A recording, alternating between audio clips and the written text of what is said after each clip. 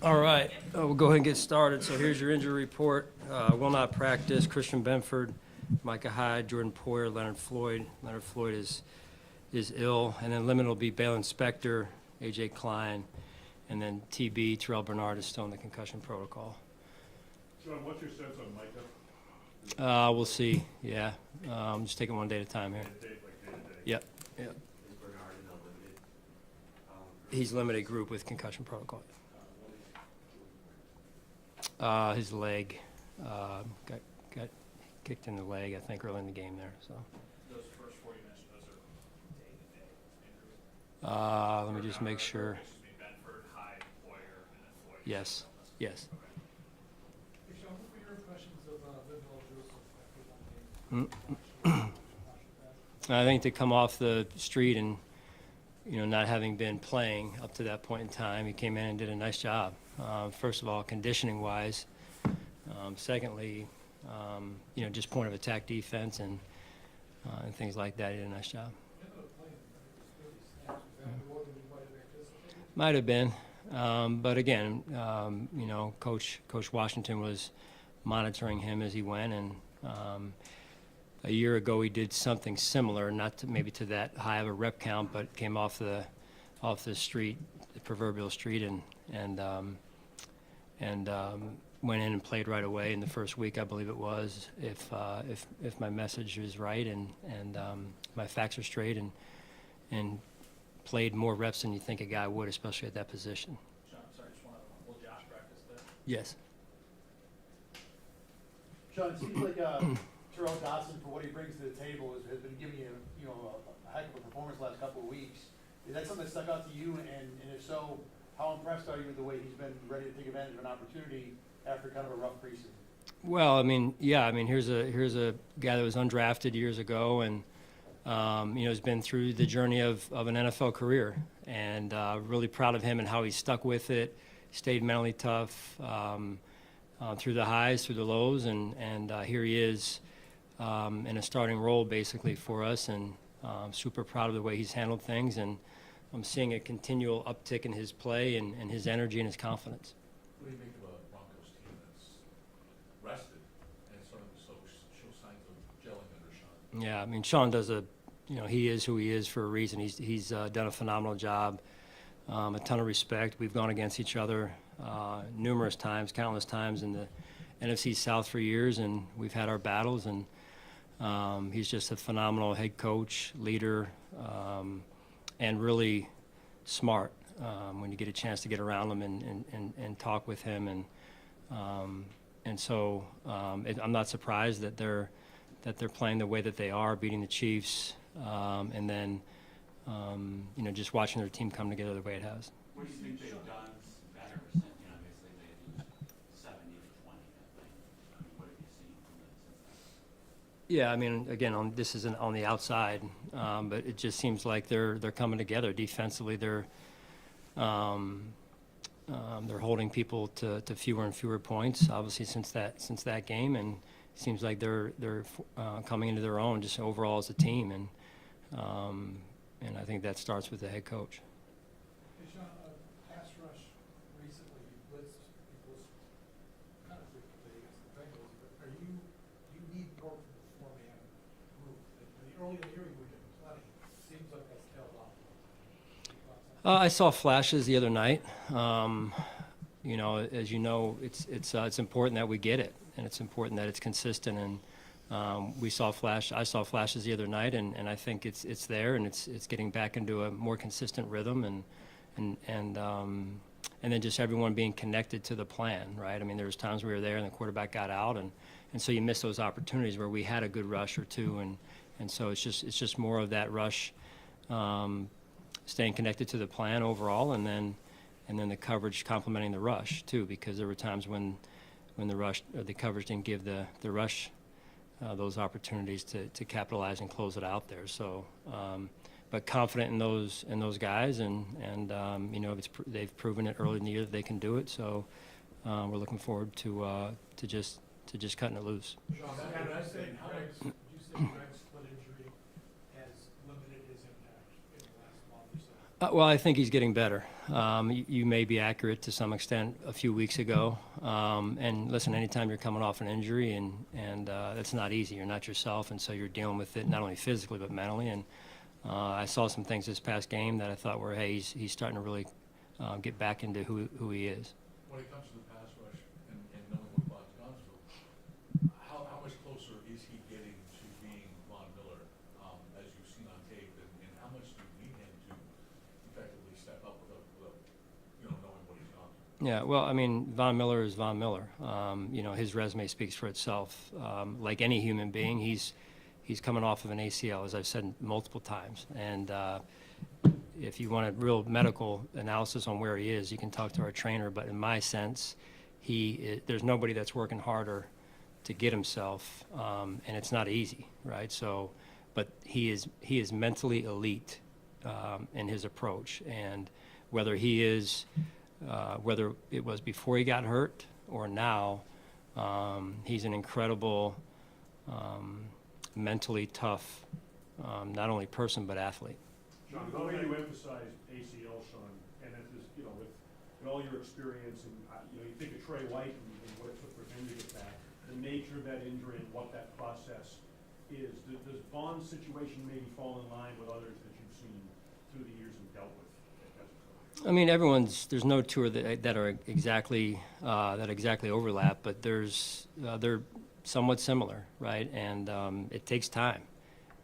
So that's really where we're at, but I think each week you're seeing a tick up in the health, I'll call it, and with that, more of becoming a factor, and that'll come. I'm confident in that. Sean, going back to Greg, it seems like the last couple of years he's been an ascending player for you, but then he's had an injury that has maybe impacted that in some ways. Where do you feel like he's at mentally dealing with that challenge in, the physical side of it, maybe not allowing him to do everything that he wants to be doing for you guys?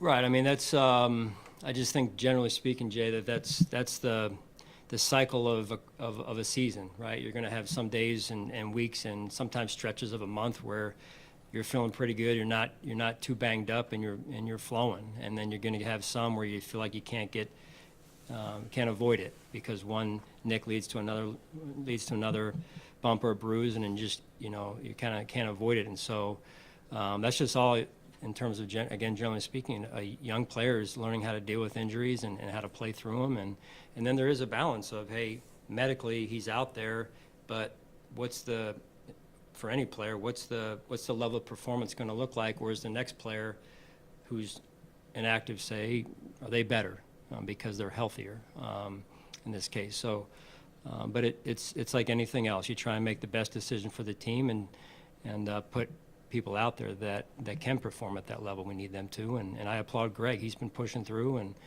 we're banged up on defense in particular, and so guys are like they did the other night. Guys they're playing hard and they're giving it max effort, and I applaud them for it. So. What do you make of your team's difficulty generating turnovers, and as a coach, how do you address something like that?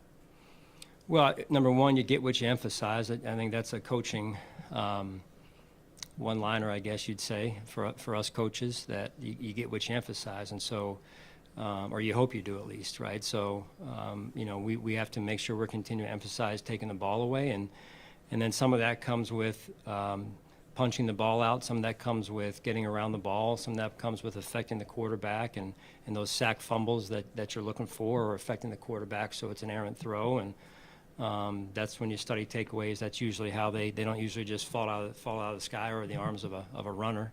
And it comes from effort as well as getting around the football. And no different the other night when we put the ball on the ground in the red zone and with Dalton's situation, and they outworked us, and they got there before we did, and so that's a point of emphasis as well. How about Nate Jackson? What did you think of his game in Cincinnati? I thought he played well. I really did. We talk about making plays on the ball, taking the ball away, and that's important. It's one thing to be in position; it's another thing to make the play, and I was impressed and real proud of Dane and the way he did that Sunday night. Quarterbacks get a lot of scrutiny when they throw interceptions. Just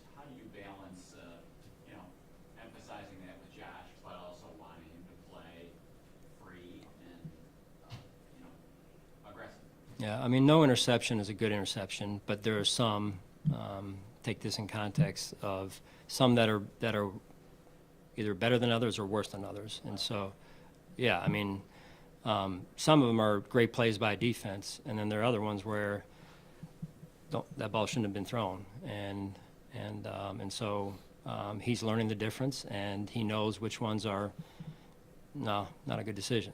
And then there are other ones where it's, hey, you know, okay, that guy made a great play. And so that's life at the highest levels in professional sports, because they're going to make some good plays once in a while. But as long as the decision is the right decision, you know, we're heading in the right direction. You mentioned Sunday about receivers just not looking like they were open a lot of times. Throughout the week, as you evaluated that, did that hold up watching it back? And what's your message to that group? Do you send a message to that group improving in that area? You know, I don't think it's, I mean, listen, there's always things we can do better from a technique standpoint, but at the end of the day, we've got to make sure that whether it's execution or the detail that leads to execution of the route concept or the route concept to begin with, that and that's what we do as coaches. We go back and reevaluate, are we putting them in the position? And it's always, it's never one thing, it's always a little bit shared. And so I think that to me is where the progression starts of, hey, are we putting them in the right position? Are they executing their assignments with great detail? And then do we have the ability to separate? Do we have the ability to get open? Those are the steps you go through. How do you observe the relationship between that group and Adam Henry as their season? I think, yeah, I mean, Adam's come right in and done a nice job. He's a pro, and I think the guys respect him. I know they do, and he's been around football a long time, and I think he's done a nice job with the guys building that relationship. Was Rasul a pretty quick study? I mean, I know trial by fire, especially with the injuries that you guys went through, but does it feel like he was able to pick up what he needed to, and then that could kind of continue to build as we get a little Yes. further away? Yeah, I would say the same with LJ. I think maybe Sal and Mark asked it earlier. Same thing. I mean, both football minds. The game makes sense to them. So when you're equipped that way, it's an easier challenge on the front end to pick up the system. You've not been 5-4 since 2018, and that was Since when? season. Since when? 2018. 2018. That was a different season. How do you assess where you are right now, knowing that you're running out of margin for error?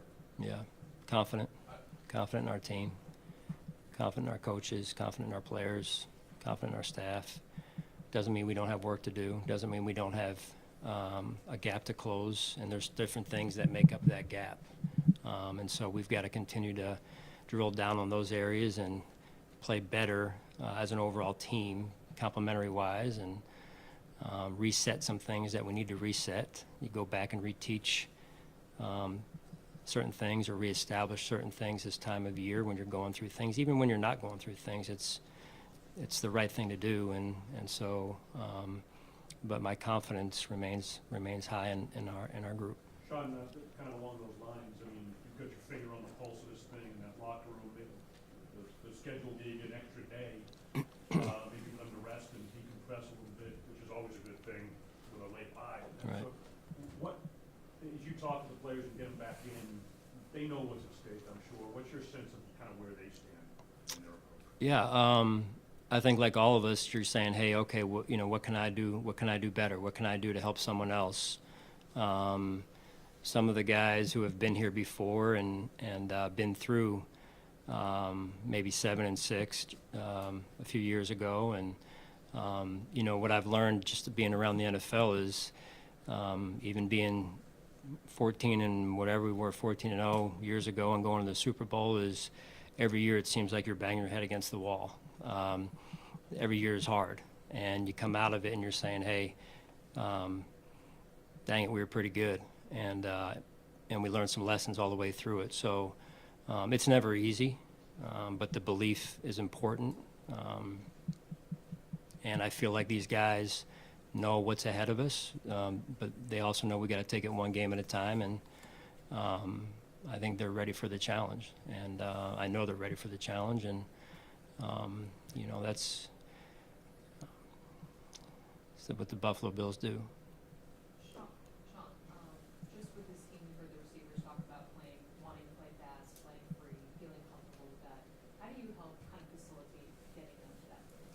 The wide receivers, Jenny said? Yeah. Yeah, I mean, I think for our entire football team, that's a part of it, right? It's just going.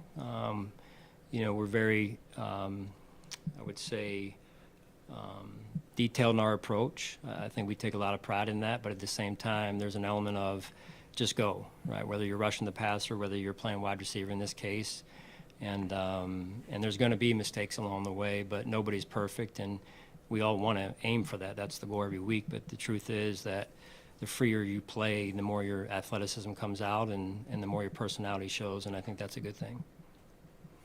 All right, thanks, guys.